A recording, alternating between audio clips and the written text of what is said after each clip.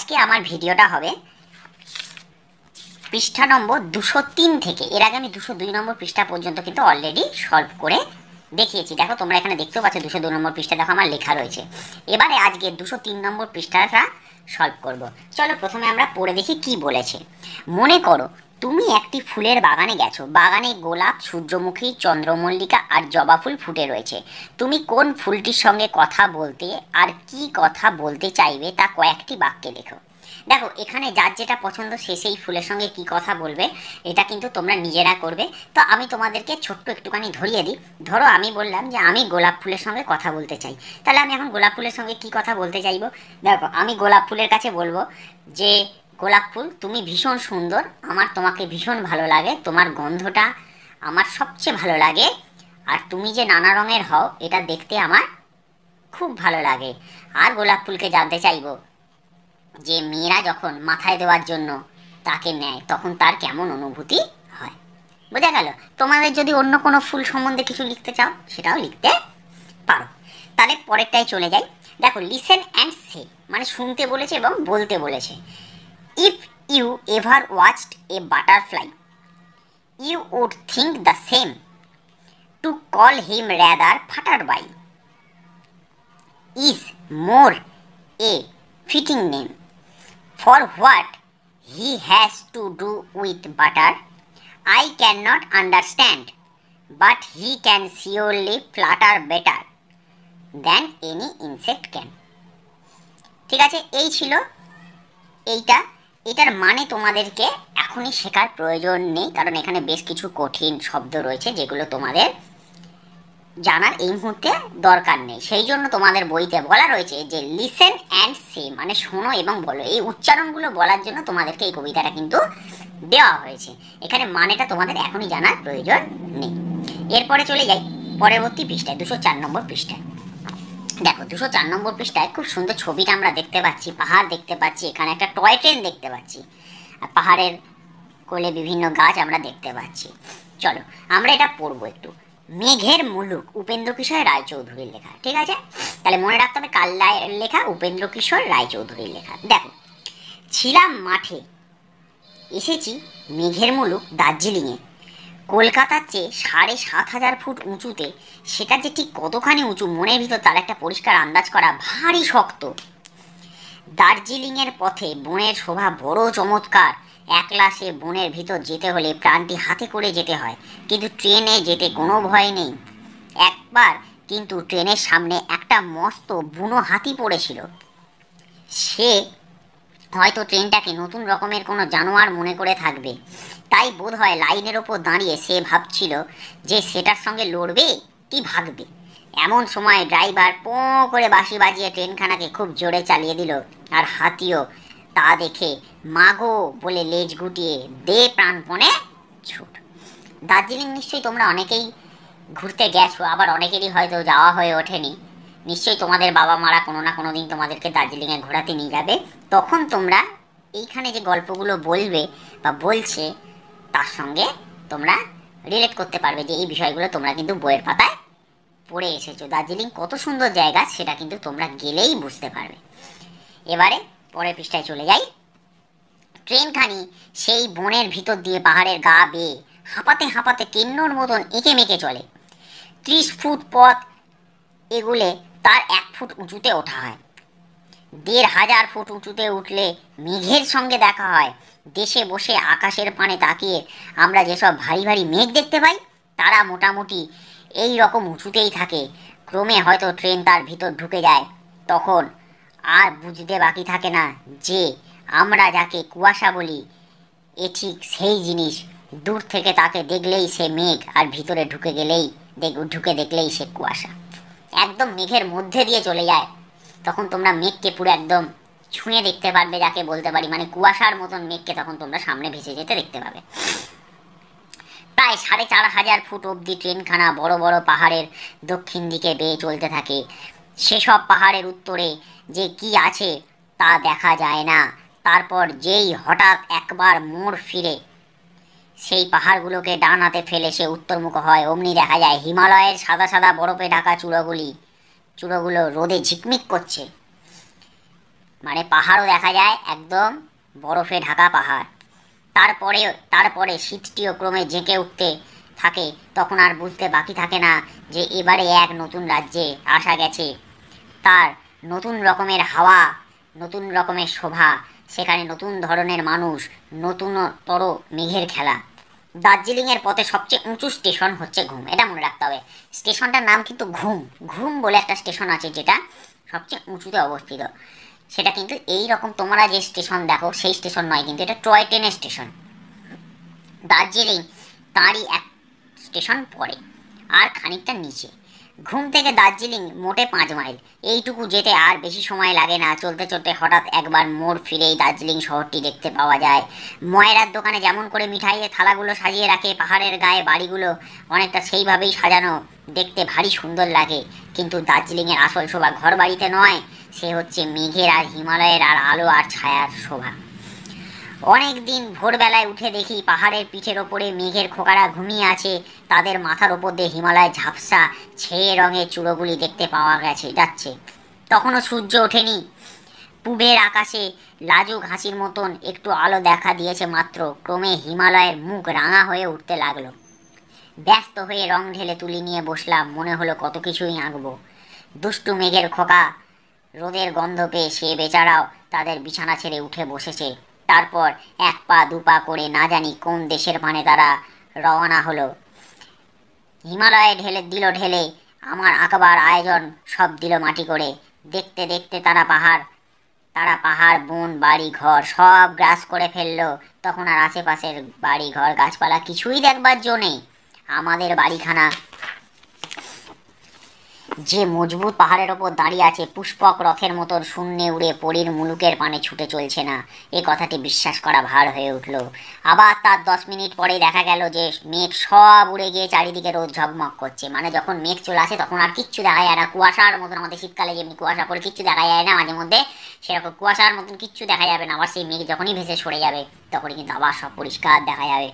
ভোরে আর সন্ধ্যায় যখন ঘন ঘন রোদের রং বদলাতে থাকে, তখন হিমালয়ের চেহারাও পলে পলে নতুন হতে থাকে। এই মিছরির পুঁদের মতন, এই আগুনের মতন, এই সোনার মতন, এই মুক্তোর মতন, এই গরদের ওপর চাঁদির কাজের মতন, এই খড়ির মতো যেন জাদুঘরের ভেলকি। এমনি করে দিনটি কেটে গিয়ে বিকেলে আবার সোনার মতন, আগুনের মতন, মানিকের মতন হয়ে পালা শেষ করে। বেগুনি রঙের পাহাড়ের মাথায় সেই মানিকের মতন বরফ, সে যে কি সুন্দর, তার তুলনা কোথাও নাই। রাজরানীর বহুমূল্য পোশাক আর মুকুট তার কাছে লাজে মাথা হেঁট করে। মানে বরফের ওপর যখন সূর্যের আলো পড়ে বিভিন্ন রকমভাবে, তখন কিন্তু এত সুন্দর দেখতে লাগে, সেই কথাটাই এখানে বর্ণনা করা হয়েছে। এমনি করে রাত্রি এসে উপস্থিত হয়। তখন যদি আকাশে উজ্জ্বল চাঁদ থাকে তবে তার শোভা হয় যেন আরও চমৎকার। অবশ্য তাতে তেমন তাক লাগিয়ে দেয় না, কাজেই সকলের কাছে তার তেমন আদর নাও হতে পারে। কিন্তু যে বোঝে সে দেখেই বলে আহা। এটা কিছুটা অংশ তোমাদেরকে তুলে দেওয়া হয়েছে। দেখো এখানে ছবিটা দেখো, পাহাড় রয়েছে, পাহাড়ে কোলে এরকমই ভাবেই কিন্তু ঘর বাড়ি থাকে। তারপরে অনেক সময় দার্জিলিংয়ে চা বাগানও তোমরা দেখতে পাবে। এবারে শব্দার্থগুলো আমরা পড়ে নিই। মানে শব্দের অর্থ দেখো, আন্দাজ মানে অনুমান, ড্রাইভার গাড়ি চালায় যিনি, চালক।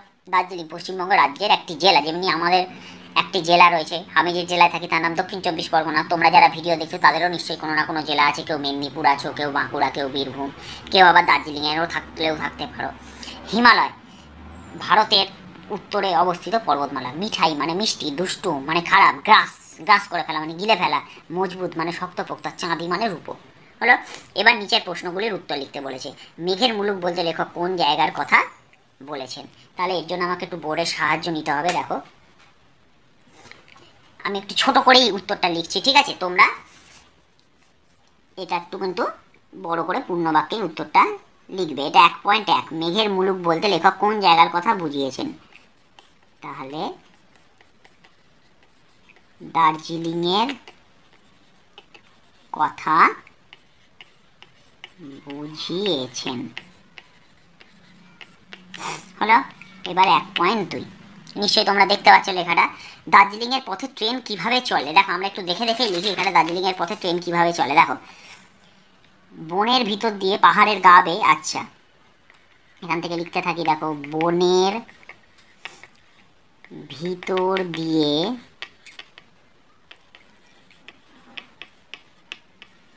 পাহাড়ের গা বেয়ে হাঁপাতে হাঁপাতে, যা লেখা আছে আমি কিন্তু তাই লিখছি, দেখে দেখে, হাঁপাতে হাঁপাতে কেন্নর মতো এঁকে বেঁকে চলে, তাই তো, কেন্নর মতো, কেন্নর মতো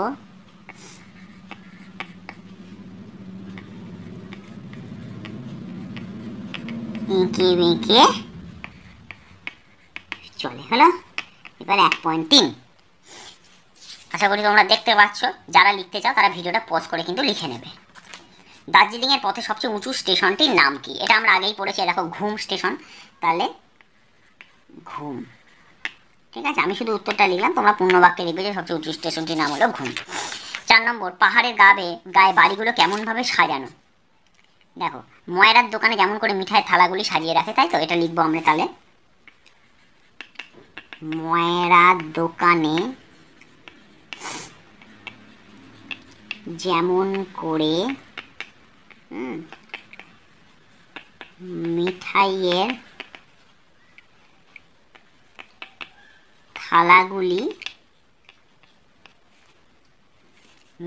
থালাগুলি সাজানো থাকে, ঠিক তেমন ভাবেই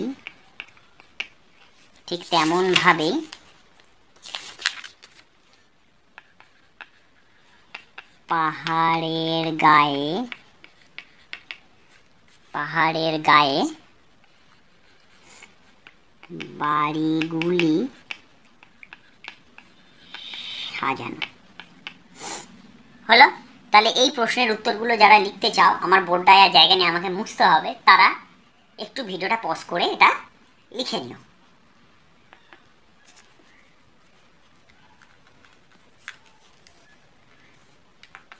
আচ্ছা, এবারে হলো 1.5 লিখবো, দার্জিলিংয়ে কোন পাহাড় দেখা যায়?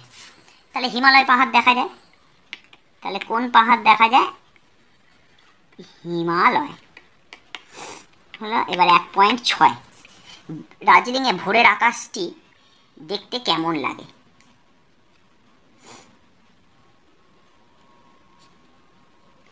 ভোরের আকাশটি দেখতে কেমন লাগে, এটা কোন জায়গা? ভোরবেলা পাহাড়ের উপর। আচ্ছা,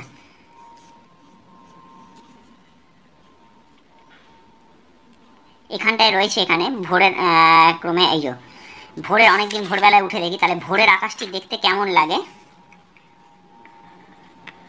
মনে হয় যেন, এই যে মনে হয় যেন পাহাড়ের পিঠের উপরে মেঘের খোকারা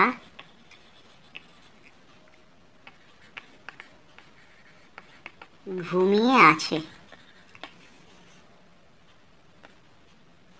ঠিক আছে, মনে হয় যেন পাহাড়ের পিঠের ওপর মেঘের খোকারা ঘুমিয়ে আছে। হলো, আচ্ছা 1.7 দেখি কি বলেছে। সে দেখেই বলে আহা, কে বলে? দাঁড়াও লিখি তাহলে, এটা পূর্ণিমার রাতে যারা দার্জিলিংয়ের প্রাকৃতিক সৌন্দর্য বোঝে বা উপভোগ করতে পারে তারাই আহা বলে। ঠিক আছে, এই বোর্ডটা খুব একটা ভালো লেখা যাচ্ছে না, হাতের লেখাটা খুব একটা ভালো হয়নি, তোমরা একটুখানি কষ্ট করে বুঝে নিও। তাও আমি মুখেও ডিকটেশন করে দিচ্ছি, এটা কিন্তু তোমরা লিখে নিতে পারো। হয়েছে, তাহলে যাদের দরকার তারা ভিডিওটা পজ করে কিন্তু আবারও বলছি, তারা কিন্তু লিখে নিও। আচ্ছা, এরপরে চলে যাই, নিচের শব্দগুলি থেকে যুক্ত ব্যঞ্জন খুঁজে নিয়ে লিখি। তাহলে এই যে শব্দগুলো রয়েছে, এখানে আমরা যুক্ত ব্যঞ্জন কি কি আছে সেখান থেকে কিন্তু আমরা খুঁজে নিয়ে লিখব। যেমন প্রথমটায় এখানে দেখো, দার্জিলিংয়ে যুক্ত ব্যঞ্জন আছে বর্গীজয় রেফ। পরিষ্কার, তাহলে পেট কাটা মধ্যাহ্ন শয় কয়, পরিষ্কার। আন্দাজ দন্তে নয় দয় হলো শক্ত কয় তয়, ট্রেন টয় রফলা, মূল্য ময় দীর্ঘ। তাহলে এই হয়ে গেল যুক্ত ব্যঞ্জনগুলো খুঁজে নিয়ে লিখলাম। গল্প থেকে যুক্ত ব্যঞ্জনের শব্দ লিখে এবার যুক্ত ব্যঞ্জনগুলোকে এবার খুঁজেও বার করি। তাহলে প্রথমে কি করব, যুক্ত ব্যঞ্জনটা প্রথমে আমি লিখতে হবে। আচ্ছা, প্রথমে দেখো যুক্ত ব্যঞ্জন শব্দ কি আছে দেখি। স্টেশন, দন্তে শয় টয়কার তালবস্য দন্তে না, স্টেশন। তাহলে দন্তে শয় টয়টা এখানে যুক্ত ব্যঞ্জন। আচ্ছা, এরপরে দেখো উজ্জ্বল, হর্ষ বর্গীর জয় জয় বয় ল উজ্জ্বল। তাহলে এখানে হবে বর্গীর জয় জয় বয়, কিন্তু হ্যাঁ তিনটে একসঙ্গে এটা। তারপরে হচ্ছে ধরো ট্রেন, তাহলে টয় রফলা। আচ্ছা, ভেলকি, ভয়কা লয় কয় আছে ভেলকি, এগুলো সব গল্পের মধ্যে আছে, তোমরা একটুখানি দেখে নিও। আচ্ছা, পুষ্কর, পুষ্পক, এইখানে ছিল পুষ্পক, তাহলে এটা পুষ্পক, তাহলে পেট কাটা মধ্যাহ্ন শয়ে পয় পুষ্পক। আচ্ছা, ছিল কেন্ন, কেন্নর মতন ট্রেন এঁকে বেঁকে চলে, তাহলে কেন্ন, তাহলে দন্তে নয়ে নয় হলো। একই অর্থ বিশিষ্ট অন্য শব্দ লিখি যাতে যুক্ত ব্যঞ্জন আছে। তাহলে সাজের অন্য শব্দ কি লিখতে পারি আমরা, সন্ধ্যা, যেমন দন্তে নয় ধয় জফলা আকার, এটা যুক্ত ব্যঞ্জন। আঁকা, তাহলে অঙ্কন, এরকম উমায় কয়ে রয়েছে অঙ্কন হলো। পাহাড় পর্বত, এখানে বয় রেপটা হচ্ছে যুক্ত ব্যঞ্জন। মাঠ হচ্ছে প্রান্তর, দন্তের নয় তয়টা হচ্ছে যুক্ত ব্যঞ্জন। তাহলে আমার এই ভিডিওতে 207 নম্বর পৃষ্ঠা পর্যন্তই থাকবে। পরবর্তী ভিডিওতে আমি 208 নম্বর পৃষ্ঠা থেকে আরও কিছু পৃষ্ঠা তোমাদের জন্য সলভ করে দেখাবো। ভিডিওটা যাদের ভালো লেগেছে তারা অবশ্যই ভিডিওটিতে একটা লাইক করে দিও, আর চ্যানেলে যদি নতুন এসে থাকো অবশ্যই চ্যানেলটা সাবস্ক্রাইব করে দিও। ধন্যবাদ।